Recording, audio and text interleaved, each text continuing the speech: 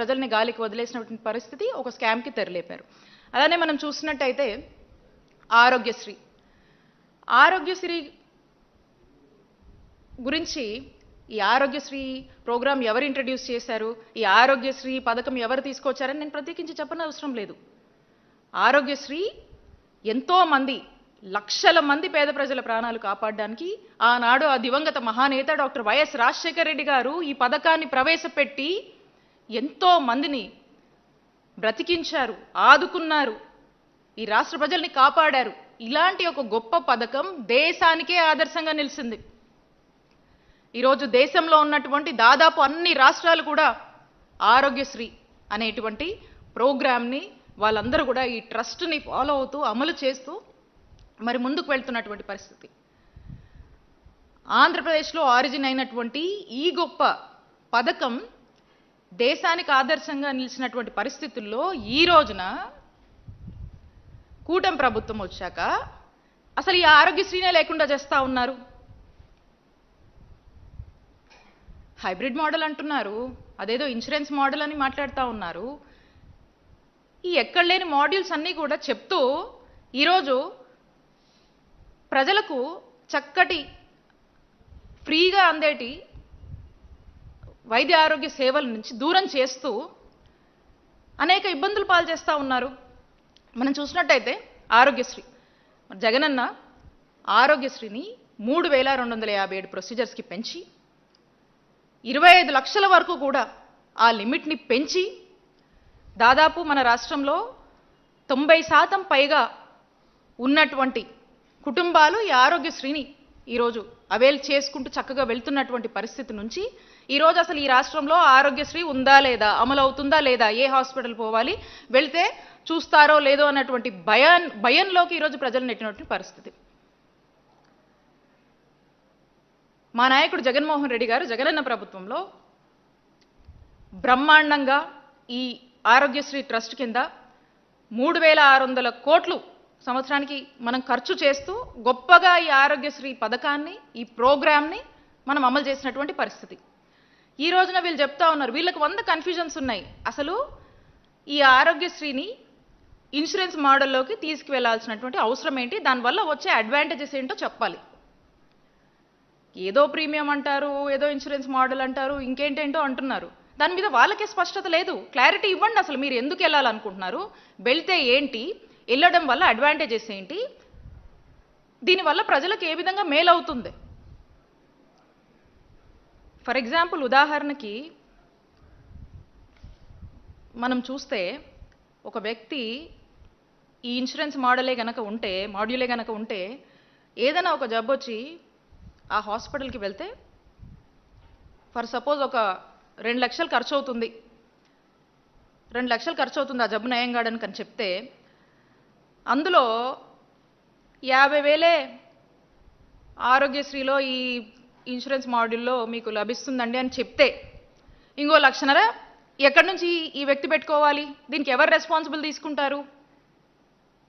ఇలాంటి పరిస్థితులకు ఇలాంటి కన్సర్న్స్ ఉన్నటువంటి ప్రజలకు ఏం సమాధానం చెప్పాలనుకుంటున్నారు ఈ కూటమి ప్రభుత్వం?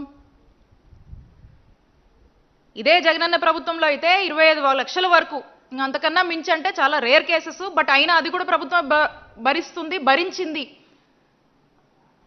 అలాంటి పరిస్థితులు ఉన్నాయి, భరిస్తామని జగన్మోహన్ రెడ్డి గారు మరి ఎంతో మందికి కూడా ఎంత ఖర్చు అయినా కూడా పెట్టుకున్నటువంటి పరిస్థితులు ఉన్నాయి. అలాంటిది మీరు ఏం చెప్తున్నారు ఈరోజు ప్రజలకి? ఏంటేంటో చెప్పి కన్ఫ్యూజ్ చేస్తున్నారు. ఒక క్లారిటీ ఇవ్వండి, ఒక స్పష్టత ఇవ్వండి. మీరు బ్రహ్మాండం 3600 కోట్లతోనే ఆరోగ్యశ్రీని మనం జగనన్న హయాంలో బ్రహ్మాండంగా అమలు చేశాం ట్రస్ట్ కింద. మీరు ఈ ప్రీమియం అని ఇవ్వని అవ్వని ఏదేదో చేసి మీరు చెప్తున్నాయని ఇంకేటేటో చేయాలంటే ఖచ్చితంగా ఒక 5,000 కోట్ల కన్నా కూడా ఎక్కువ అవుతుంది ఖర్చు.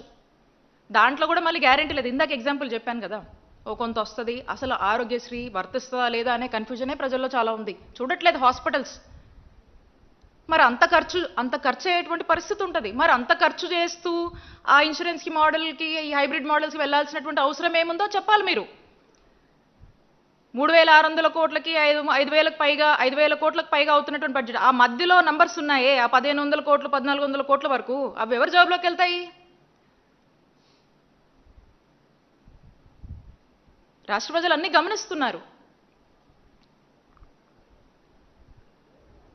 అలానే ఇప్పుడున్నటువంటి ఈ ట్రస్ట్ని కంటిన్యూ చేస్తూ నెట్వర్క్ హాస్పిటల్స్ 4,000 కోట్ల వరకు కూడా మీరు చెల్లించాలి. ఒక 600 కోట్లు ఏదో చెల్లించి వాటికి ఇవ్వకుండా వాటిని గాలికి వదిలేశారు.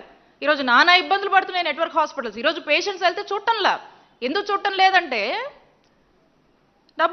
బిల్లులు రావాలి ప్రభుత్వం నుంచి, మీరు చెల్లించట్లేదు, వాళ్ళు ప్రజల్ని పట్టించుకోవట్లేదు.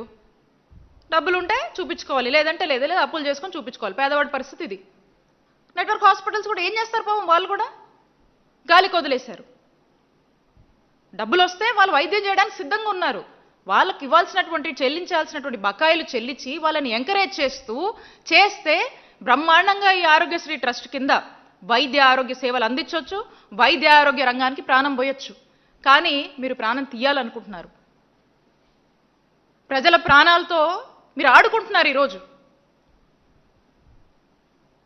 ఎందుకు ఇదంతా చేస్తున్నారంటే, ఇవన్నీ మంచి పనులు చేసిన ఈ పేరు ఆ దివంగత మహానేత డాక్టర్ వైఎస్ రాజశేఖర రెడ్డి గారికే పేరు వస్తుంది, మా నాయకుడు జగన్మోహన్ రెడ్డి గారికే పేరు వస్తుంది.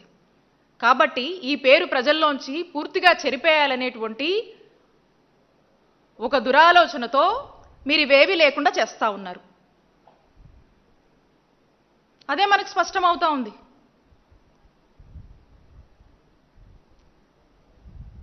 మనం చూసాము 5 ఏళ్ల జగనన్న పాలనలో వైద్య ఆరోగ్య రంగంలో అనేక గొప్ప గొప్ప సంస్కరణలు తీసుకువచ్చి ప్రజలకు నాణ్యమైన ఉచితమైన వైద్య సేవలు ఎంతో చేరువగా చేసినటువంటి ఒక గొప్ప పాలన మా నాయకుడు జగన్మోహన్ రెడ్డి గారు అందించారు. నాడు నేడు అని చెప్పేసి 17,000 కోట్లు ఖర్చు చేస్తూ హాస్పిటల్స్ అన్నింటినీ కూడా రివాంప్ చేసి వాటి యొక్క రూపురేఖలు మార్చారు. గ్రామ స్థాయిలోనే వైద్యం అందాలి, వైద్యాన్ని మరింత చేరువగా చేయాలి అని చెప్తూ doctor YSR village clinics 10,032 village క్లినిక్స్ని మనం నిర్మించాం. సిహెచ్సిలు అయితేనేమి, అర్బన్ యూపీహెచ్సిస్ అయితేనేమి, urban primary health care centres అయితేనేమి, హాస్పిటల్స్ అయితేనేమి, మెడికల్ కాలేజెస్ అయితేనేమి, ఉన్నటువంటి గవర్నమెంట్ హాస్పిటల్స్ని కూడా రినోవేట్ చేయడం అయితేనేమి, ఇలా అన్నిటినీ కూడా వాటి యొక్క రూపురేఖలు మారుస్తూ సర్టెన్ స్టాండర్డ్స్ పెంచుతూ చక్కగా ఇన్ఫ్రాస్ట్రక్చర్ ఫెసిలిటీస్, డాక్టరు, అక్కడ మందులు అన్ని